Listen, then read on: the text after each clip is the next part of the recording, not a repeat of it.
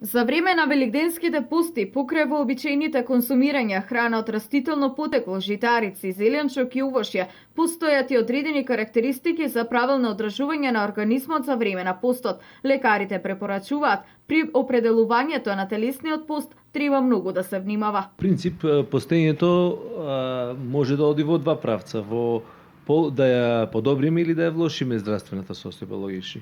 Оние кои ќе успеат да останат на разноврсна исхрана, значи на исхрана во која ќе има и јаглен-хидрати, и масти, и протеини доволно, тие ќе успеат дури, можеби, ако внесуваат заради постењето помалку калории, да излезат со подобра здравствена состојба. Оние пак кои постењето ќе го поминат во еднолична исхрана богата со многу со јаглено, со шеќери, со јаглено-хидрати, тие можат тоа е ризик за нивното здравје и може да излезат со штета.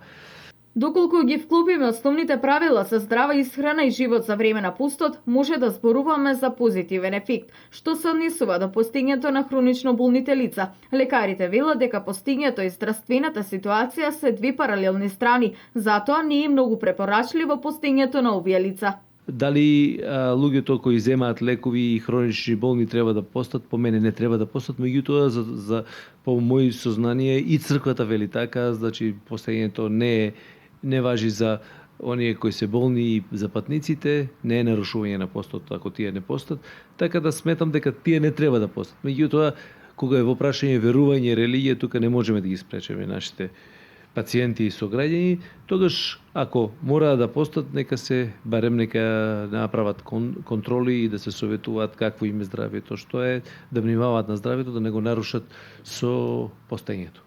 Позитивноста од постот произлегува од јакнењето на духот и на менталниот склоп на човекот со секојдневен тренинг да се воздржи од предизвиците на прекумерена и неквалитетна храна. Сепак, освен постењето со посебна храна, важен е духовниот пост.